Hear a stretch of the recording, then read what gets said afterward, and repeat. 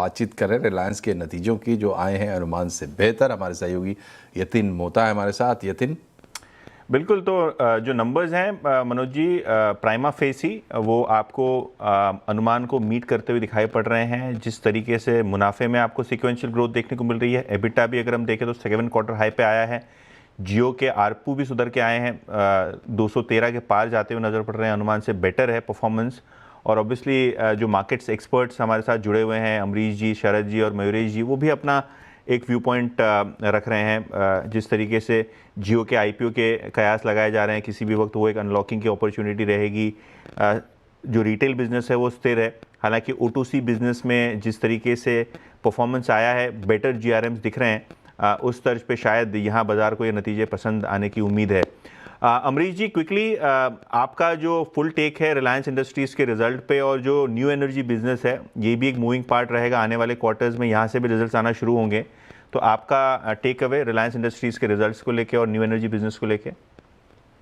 जैसे मैंने कहा था, I think overall the view तो पॉजिटिव है, because it is more less meeting expectations, slightly better than expectations in pockets. और जिस हिसाब से अभी जियो का आईपीओ आएगा, I think that's something which will look forward to, और that should be a wealth creator also for the shareholders. तो overall जो व्यू है, like I said, would be positive, and I think we should see it opening decently well on Monday. बिल्कुल। शरद जी, आप बहुत closely track करते हैं valuation के लिहाज से, और इस क्वार्टरली नंबर्स के बाद आपका व्यू स्टॉक के ऊपर, और अगर कोई शेयर होल्डर है तो उसको क्या करना चाहिए? हाँ जी, मेरे हिसाब से होल्ड करना चाहिए। आप एडिशन भी कर सकते हैं। ये जो नंबर्स हैं, मुझे लगता है कंसोल लेवल पे तो अक्रॉस द बोर्ड बीट ही है, और प्राइमरी मुझे लगता है डिजिटल सर्विसेज ने बहुत अच्छा परफॉर्म किया है, और ऑयल एंड गैस से शायद जितनी बुरी एक्सपेक्टेशन थी उसके कंपैरिजन में उसने आउट परफॉर्म किया एक्सपेक्टेड नंबर से, जिसकी वजह से आपको लगभग हेडलाइन के सारे नंबर्स में बीटी नंबर्स को आप क्रिएट करिए, कंसिडर करिए। तो मुझे लगता है 1800 1850 तक के तो एसओटीपी के टारगेट हम लेके चल रहे हैं, और न्यू एनर्जी बिजनेस का रैंप अप या जियो के आरपू इंप्रूवमेंट्स का जो इम्पैक्ट आएगा वो इसको फर्दर अपवर्ड री रेटिंग की जगह प्रोवाइड करेगा। करेक्ट। मयूरेश, आपका टेक अवे, क्योंकि अभी चेयरमैन मुकेश अंबानी जी के भी स्टेटमेंट्स आ रहे हैं, जिस तरीके से डिजिटल इकोसिस्टम क्रिएट हो रहा है, जिस तरीके से मार्केट प्लेस क्रिएट हो रहा है, और अगर हम बात करें तो वित्त वर्ष 26 की तीसरी तिमाही में जो डिविडेंड डिस्ट्रीब्यूशन है, बिजनेस सेगमेंट्स में मजबूत वित्तीय प्रदर्शन हुआ है, उसको लेके चेयरमैन के कमेंट्स आ रहे हैं। तो आपका एक take away, digital services, artificial intelligence में भी रिलायंस एक बड़ा निवेश करने वाला है, सोलार हो, डेटा सेंटर हो, यहाँ भी एक बड़ी इकोसिस्टम बन रही है, गीगा फैक्ट्री भी बहुत जोरों शोरों से यहाँ एग्जीक्यूशन चालू है।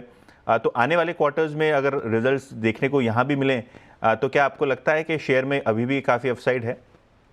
पॉसिबल है। और यतिन, आई थिंक जो एक एक्सपेक्टेशन हम बांध के रख सकते हैं न्यू एनर्जी बिजनेसेस से, ये सारी चीजें जो आप दर्शा रहे थे are steps in the right direction, क्योंकि जैसे कैलिब्रेटेड वे में रिलायंस केपेक्स कर रहा है ये सारी योजनाओं के ऊपर, बहुत सोच समझ के कर रहा है। और इसलिए आई थिंक अगर आप देखेंगे उनकी पूरी वर्किंग कैपिटल साइकिल या आरओईज आर वेरी वेरी सपोर्टिव, और इसलिए जैसे नए बिजनेसेस फ्रुक्शन करेंगे, जैसे ट्रैक्शन गेन करेंगे, यूटिलाइजेशन लेवल्स गेन करेंगे, तो वो मार्जिन और बैलेंस शीट पे प्रभाव आएगा। Let's not forget, I think जो दो सबसे बड़े ड्राइवर होंगे रिलायंस के, वो जियो और रिलायंस रिटेल होंगे। रिटेल के आप नंबर्स देखिए, फिनोमिनल नंबर्स हैं in terms of top line. Store जितने उन्होंने खोले हैं, the area that operate, it's more than 78 million square feet, 378 million का एक डेटाबेस इनके पास है।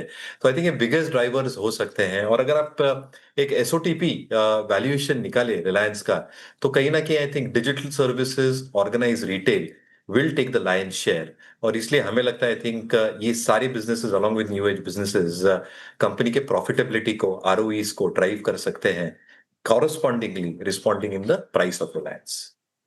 करेक्ट। शरद जी, जो रिलायंस की इंटीग्रेशन की प्लान्स हैं, यहाँ भी हम देख रहे हैं कि कच्छ के खावड़ा में एक बहुत बड़ा सोलार प्लांट आने वाला है। इसके अलावा अगर हम देखें तो जो न्यू एनर्जी बिजनेस है, यहाँ भी एग्जीक्यूशन काफ़ी ज़ोरों शोरों से चालू है। आपने कहा कि एसओटीपी बिजनेस में एक सब्सटैंशियल अपसाइड रह सकता है अगर new energy business significantly contribute करना शुरू कर दे, क्योंकि अभी तो केपेक्स ही हो रहा है, कैश फ्लो तो आने वाले क्वार्टर्स में आएगा। और जहाँ तक कि टेलीकॉम टैरिफ हाइक का सवाल है, तो क्या आपको लगता है ये सारी चीज़ें एक नियर टर्म ट्रिगर बन के आगे आएंगी? जी मुझे लगता है जैसे जैसे रिन्यूएबल एनर्जी, हाइड्रोजन हो गया, सीबीएम हो गया, ये सारे प्लान्स और कॉन्क्रेटाइज होते हैं, आप एक हाई प्रोबेबिलिटी असाइन कर सकते हैं कि एसओटीपी में जो इनका शेयर है वो इम्प्रूव होगा। अभी बहुत मार्जिनल शेयर है। जैसा अभी मयूरेश भी बोल रहे थे कि लार्जली O2C, रिटेल और जियो ने मेजर शेयर ले रखा है एसओटीपी में। लेकिन ग्रेजुअली मुझे लगता है जैसे जैसे ये रिन्यूएबल एनर्जी वाली स्पेस को या अल्टरनेट एनर्जी बोल लीजिए, उसके प्लान्स को कॉन्क्रेटाइज करते हैं तो उसको वैल्यूएशंस बेटर मिलेंगी। और इसके अलावा मुझे लगता है जैसा आपने अभी बोला कि आरपीयू जैसे जैसे इम्प्रूव होता है जियो में, खास करके टेलीकॉम में, तो वहां से एक काफी बड़ा टेक अपटेक आ सकता है। प्लस फिक्स्ड वायरलेस ऑब्वियसली एक मेरे हिसाब से हाई ग्रोथ जोन रहेगा। पूरे में शेयर उसका थोड़ा कम है, बट मुझे लगता है वो एक ऐसी स्पेस है जहां जियो काफी तेजी से आगे बढ़ सकता है, तो वहां से भी थोड़ा पॉजिटिव सरप्राइज आ सकता है। बाकी एसओटीपी में जो नॉर्मल वैल्यूएशन है वो तो हम ऑलरेडी इनकर कर ही रहे, but ARPU improvement, fixed wireless की तेजी से बढ़त, ये सब एडिशनल ट्रिगर्स हो सकते हैं। और न्यू एनर्जी के प्लान्स जैसे जैसे कॉन्क्रेटाइज होते हैं और क्लैरिटी आती है कि उसको आप अपने 1-2 साल के फॉरवर्ड मॉडल्स में क्या नंबर्स वगैरह पकड़े हैं, तो मुझे लगता है उसकी जो एसओटीपी में एडिशन है वो सब्सटैंशियली बढ़ सकती है अभी जितना हम पकड़ रहे हैं उसके कंपैरिजन में। कुल। और अमरीश जी, आपके क्लोजिंग कमेंट्स, क्योंकि जियोपॉलिटिकली चीज़ें काफ़ी डायनामिक हो रही हैं ग्लोबल फ्रंट पे, वेनेजुएला हो या रशिया हो, काफ़ी सारे चेंजेस आपको होते हुए दिखाई पड़ रहे हैं। इनफैक्ट जो रशिया यूक्रेन कॉन्फ्लिक्ट है उसमें काफ़ी सारी रिफाइनिंग कैपेसिटी ऑफलाइन हो गई है। अगर हम O2C बिजनेस की बात करें तो जो फर्मनेस हम देख रहे हैं GRMs में, क्या आपको लगता है ये जियोपॉलिटिकल इश्यूज जो हैं वो अभी भी काफ़ी वॉलीटिलिटी रखेंगे O2C बिजनेस में या ओवरऑल रिफाइनिंग बिजनेस में?